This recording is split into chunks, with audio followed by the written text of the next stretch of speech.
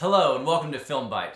I'm Kyle Markwalter, and I know it's been a while since I've been able to post. This school year has been a little hectic and stressful, but I'm trying to use this time that we all have to kind of stay at home, to get this Film Bite channel back going, to record some videos and get things posted that hopefully you can use while you're at home to watch some good movies and think about just the wonderful power that filmmaking has to give us comfort, to give us hope, to make us cry, to make us laugh, do all the beautiful things that we go and watch movies for. So today, to get us started, what I would like to do is talk a little bit about the 10 most influential movie composers.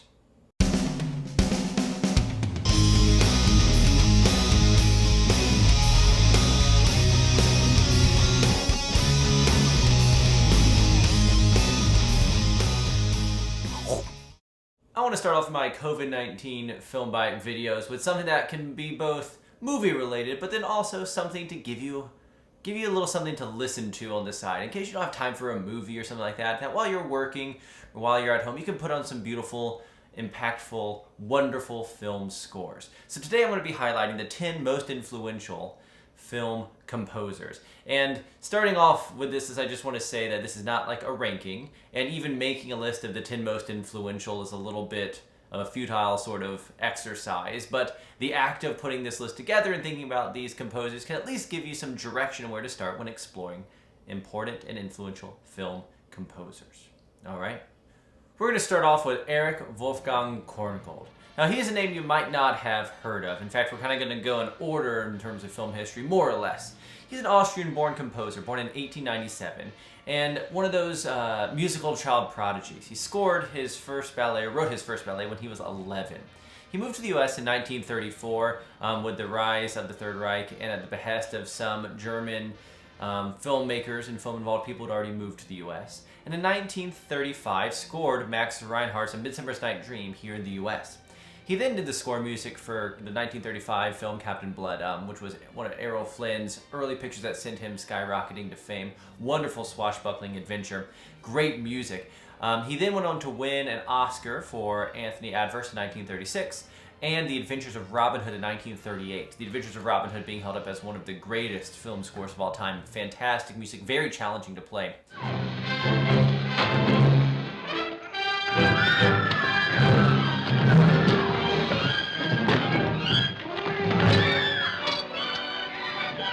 And he's considered one of the founders of what we now think of as film music. Famously, there was an interaction between somebody and the conductor Andre Previn, conductor and composer Andre Previn, and someone referred to Korngold saying to Previn, "Korngold sounds like Hollywood," meaning it kind of as maybe a little bit of an insult. And Andre Previn said, "Oh no, Hollywood sounds like Korngold." Korngold died in 1957. The next person I would like to highlight on our list is Max Steiner. He was another Austrian-American composer, born in Austria in 1888, and another child prodigy. He conducted his first operetta at age 12 and became a full-time professional musician, conducting, composing, performing at age 15. He ended up composing in his life over 300 film scores for RKO and Warner Brothers during the heyday of the golden age of Hollywood in particular. He has 24 Academy Award nominations to his name and 3 wins. His wins are for The Informer from 1935, Now Voyager 1942, and Since You Went Away from 1944. But if you've not heard of those movies, well, you should check those out for sure. But you probably have heard of some of his more famous films that have kind of lived on maybe in the public imagination a little more. Things like King Kong from 1933, Jezebel from 1938, Casablanca 1942, The Searchers from 1956, and Gone with the Wind from 1939. He has a wonderful ear for both epic compositions, tying in motifs and themes from other composers and cultures, as well as just a beautiful sense of melody in his films. He was the very first recipient of the Golden Globe Award for Best Original Score, and was often a collaborator with directors Michael Curtis, John Ford, and William Wyler. He died in 1971. Look at me. I love you more than I've ever loved any woman. And I've waited longer for you than I've ever waited for any woman. Let me alone! Here's a soldier of the South who loves you, Scarlett. Wants to feel your arms around him. Wants to carry the memory of your kisses into battle with him. Never mind about loving me. You're a woman sending a soldier to his death with a beautiful memory. Scarlett. Kiss me. Kiss me once.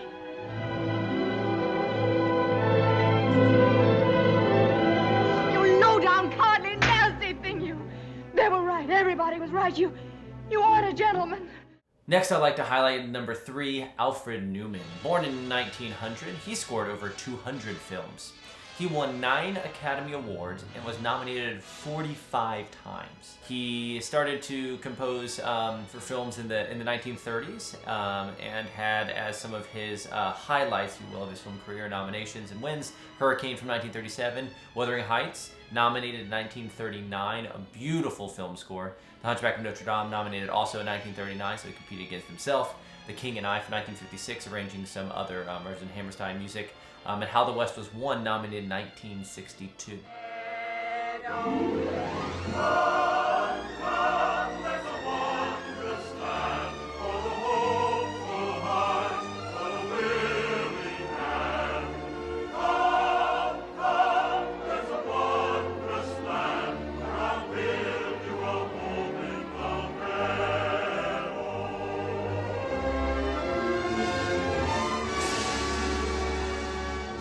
He is part of the extended Newman family, which together, if you count all the extended family, has a collective 92 nominations in various musical categories at the Academy Awards.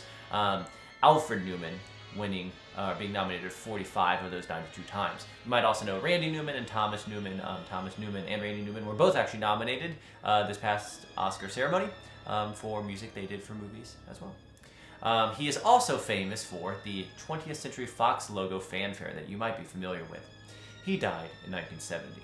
If I may offer up a quote about Alfred Newman and just sort of the monumental figure that he was. Nick Redmond, who was a film producer, said of him in some commentary on the movie The Robe, which Newman did the score to, "The legacy of Alfred Newman and his influence on the language of music for the cinema is practically unmatched by anyone in Hollywood history. As an executive, he was hard but fair. As a mentor to his staff, he was revered. The orchestras under his baton delighted in his abilities as a conductor. The music he himself composed, often under extreme emotional duress, is among the most gorgeous ever written. Not big in physical stature, he was a giant in character, a titan in the world he loved and dominated. He was a true musical force, and one that cannot in any sense be replaced." Number 4, next up, I would like to highlight Bernard Herrmann. Born Max Herrmann in 1911. His name is almost synonymous with Alfred Hitchcock. It's hard to separate the two, given how intertwined the music has become in film history and in the public mind with Alfred Hitchcock's movies. He's credited with bringing a completely new sound and a totally new tonality to Hollywood film music, really branching out in directions that other composers like Newman and Steiner and others had previously done in the decades before, and even in the decades he was working. He worked on Orson Welles' radio show, including the famous 1938 War of the Worlds broadcast. He only has 5 Academy Award nominations and 1 win for The Devil and Daniel Webster. But he composed scores for movies that you've definitely heard of, such as Citizen Kane, and movies like The Ghost and Mrs. Muir, The Day the Earth Stood Still, featuring, I believe, the electro-theremin. Herrmann was very experimental in the kinds of sounds he wanted in his film scores. North by Northwest, amazing score. I was actually listening to it this week as I worked. Beautiful, beautiful music. Taxi Driver from 1976, Martin Scorsese. That opening shot of the taxi coming through the smoke and fog, and we have Bernard Herrmann's music deep and ominous in the background. Wonderful.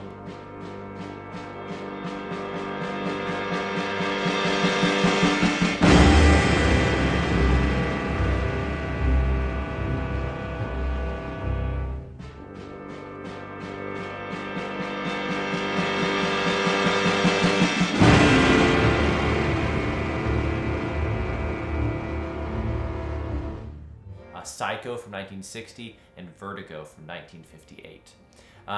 He was a very dedicated artist, often would rub people the wrong way, very committed to his ideas about music, and he never really understood why composers would let others orchestrate their works.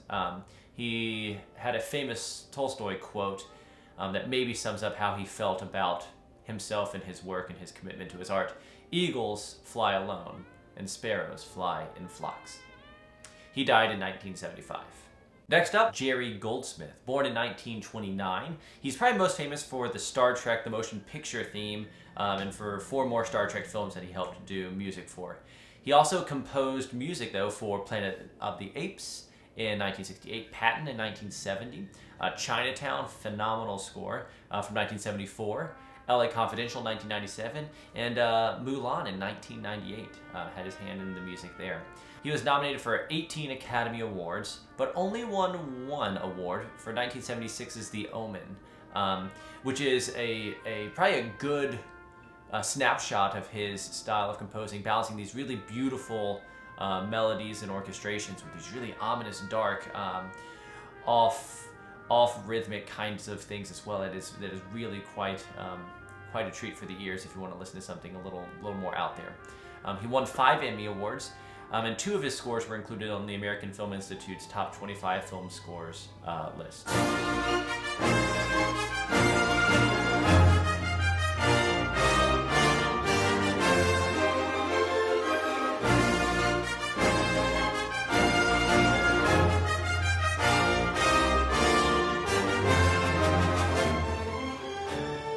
He died in 2004. If I may offer up another quote, Marco Beltrami, who is a composer, himself Academy Award nominated composer, said of Mr. Goldsmith, "Without Jerry, film music would probably be in a different place than it is now. I think he, more than any other composer, bridged the gap between the old Hollywood scoring style and the modern film composer." Next up, Elmer Bernstein, he was born in 1922, composed over 150 original movie scores. He was nominated for 14 Oscars and won 1 for Thoroughly Modern Millie in 1967. But you would probably know him for other films instead. And it's funny how oftentimes the ones that don't win the award are often the ones that stick around a little longer. Composed for decades, better known for things like The Ten Commandments in 1956, The Magnificent Seven in 1960, iconic film score To Kill a Mockingbird, 1962, The Great Escape, 1963, another iconic film score, Airplane in 1980, Ghostbusters, 1984, and Cape Fear, 1991. Director John Landis, a comedic film director, started working early on and doing some music videos and things like the music video for Thriller. Helped spark Bernstein's sort of resurgence in the 1980s with sort of a second wave of popularity outside of Bernstein's sort of epic film mainstay. Definitely worth checking out a variety of his film scores. I love putting his stuff on. Its earlier stuff is often very rousing. Huge sort of eclectic mix of films he worked on.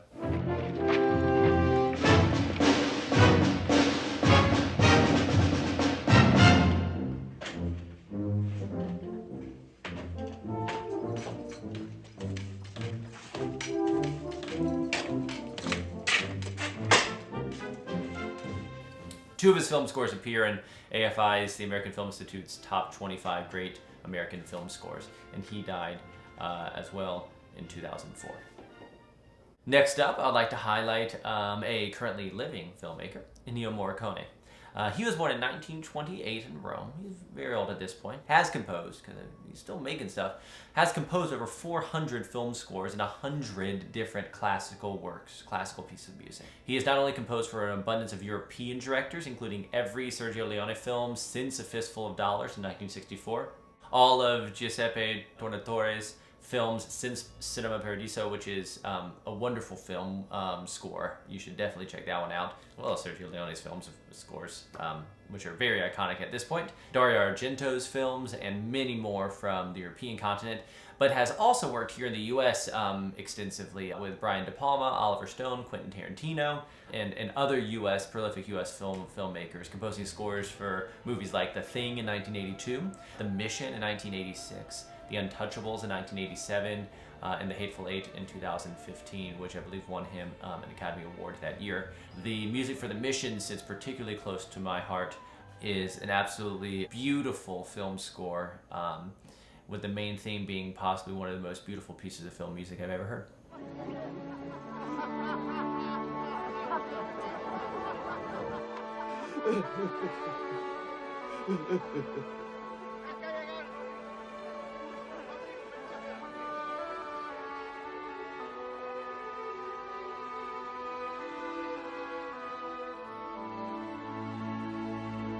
He has greatly influenced a variety of artists, non-film composers, especially a lot of hip-hop and rock musicians, people like Dire Straits and Metallica, often citing him as a point of influence, and you can definitely hear it in some of their music. In fact, Metallica sometimes draws literally directly from Ennio Morricone's music.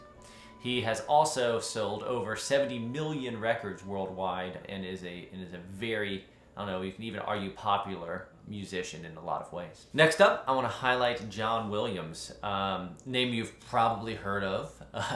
He has 25 Grammys, 7 British Academy Film Awards, 5 Academy Awards, 4 Golden Globe Awards, and is the second most nominated individual in Academy Award history with 52 Academy Award nominations in different categories, behind only Walt Disney. The American Film Institute selected Star Wars as the greatest American film score of all time, and I gotta say, I think that's a pretty accurate representation of that score. Library of Congress also entered that soundtrack into the National Recording Registry. The Star Wars saga is obviously one of his most famous films, set of films that he's composed, but he's also composed music for Close Encounters of the Third Kind, Jaws, Schindler's List, E.T. the Extraterrestrial, Superman, the Indiana Jones series, Home Alone, the first 2, Jurassic Park, I believe the first 2 Jurassic Park movies as well, Hook, the first 3 Harry Potter films, and it just kind of goes on and on and on and on.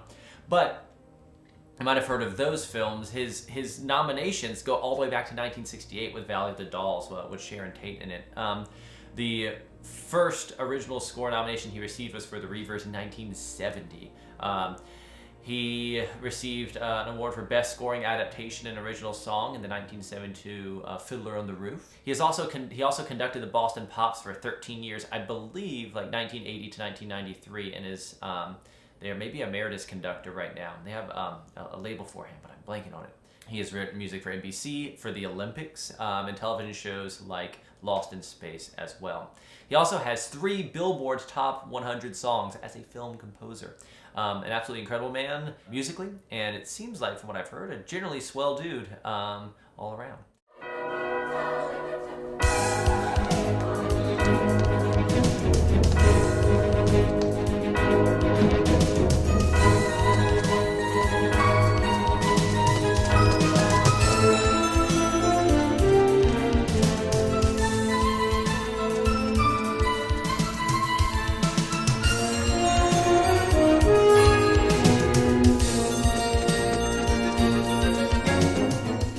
I highly recommend branching outside of his mainstream stuff and checking out some of John Williams' other recordings. I believe he has a wonderful tuba concerto. Now I'm thinking about it.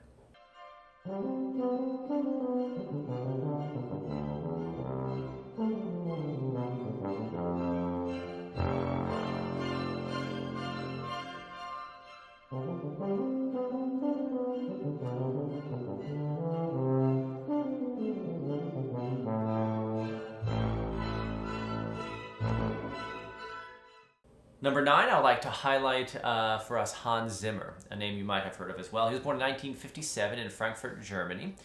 His early career was actually spent learning kind of all things keyboard and synthesizer. He worked with multiple new wave bands in the 1970s, including the Buggles, and appears in the music video, one of the versions of the music video for a video called The Radio Star. Fun fact. He was nominated for 10 Academy Awards, but has won only one for The Lion King in 1994. He has composed scores for a huge group of films, despite the fact that we often think of Hans Zimmer music sounding a specific way. When I name the different things he has done, you'll see that he, yes, has a style that has been very influential in the sort of 90s, 2000s, and onward in terms of big epic score music. Kind of like in the way that John Williams was synonymous with the sort of 1970s, 80s score music that was the sort of return to big classical sounding score music. Hans Zimmer was the sort of big, loud-sounding score music we're familiar with, but has done a variety of things.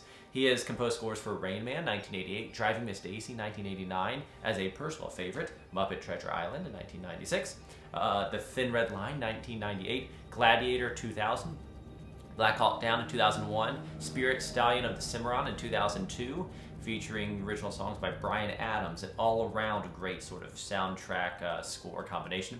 The Dark Knight trilogy, Pirates of the Caribbean series, Inception, Interstellar, Dunkirk.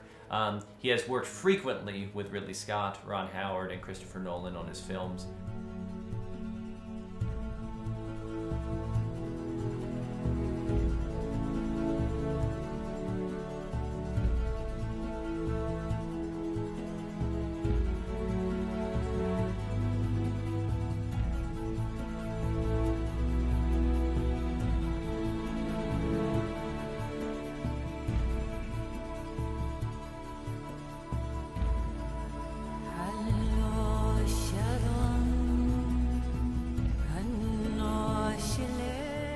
Definitely check out some of his outside of his mainstream music for sure, to check out some of the breadth that Hans Zimmer has. And you can even tell in there at times the sort of influence of his new wave roots. Finally, I'd like to call our attention to, as number 10, Danny Elfman. Born in 1953, he began his public popularity with the new wave band Oingo Boingo, who you might know from their songs like Weird Science, which started off as Oingo Boingo started off as a surrealist band. You can tell from those roots that his musical trajectory was going to be interesting regardless. He has written over 100 film scores, often collaborating with the likes of Tim Burton, Sam Raimi, Gus Van Sant. He has been nominated for 4 Oscars and has composed in a variety of styles. He, kind of like Hans Zimmer, we often think about as having very distinctive style. His, Danny Elfman is often a whimsical style featuring children's or women's voices, xylophones, percussion, harps, things like that. But he has composed a huge variety of things. He has done music for Pee-wee's Big Adventure. I believe that's his first feature-length film score. I love that film score. Beetlejuice from 1988. Batman from 1989, which represented a sort of more romantic style direction of his compositions, very heavily orchestrated. The Nightmare Before Christmas music from 1993, and he did the singing voice for Jack Skellington. What's this? What's this? There's color everywhere. What's this? There's white things in the air. What's this? I can't believe my eyes. I must be dreaming. Wake up, Jack. This isn't fair. What's this? All 4 of the Men in Black films, Sam Raimi's Spider-Man, The Avengers Age of Ultron from 2015, which he did alongside with work Brian Tyler was doing, in Justice League in 2017. A wonderful eclectic mix of film music that he has worked with, often taking old themes and ideas and reworking them into his own music. Oftentimes in his music you hear the echoes of other composers and other movies. Now, if you think about that list, that was 10 people, all of which were male. And that is incredibly reflective of the nature that film composition has often been within the industry, heavily dominated by men. We have had incredibly few women who have reached the sort of level at which they are widely known, unfortunately. And so I do recognize that I chose 10 males as my most influential film composers. Part of that just being that those are the film composers who existed for a huge bulk of the time in the film industry in any sort of big picture, large scale, influential kind of way. Fortunately, that stuff is changing this past year. We saw some shifts maybe starting to happen in that. I believe this is also the first time that we even had a woman conducting the orchestra at the Academy Awards. But I do want to put out some honorable mentions, including one woman for you, one female composer for you to check out for sure. The list of 10 definitely could not include everybody who is worth listening to, so I would also throw out to check out Dmitri Tiomkin, Nina Rota, Quincy Jones, Thomas Newman, and Rachel Portman. She won an Academy Award in 1996 for Emma and was the first woman to win an Academy Award for Best Musical or Comedy Score. Hopefully, over the next few years, we will see more and more women composers getting jobs in the sort of big pictures that we often associate with the film scores that last from generation to generation. Thank you for checking out my channel Filmbite, and be sure to leave a comment below, and I hope to see you again next time as I continue broadcasting from my home studio? Whatever we want to call this right now. Stay safe, stay inside, keep watching movies, and I hope you're doing well.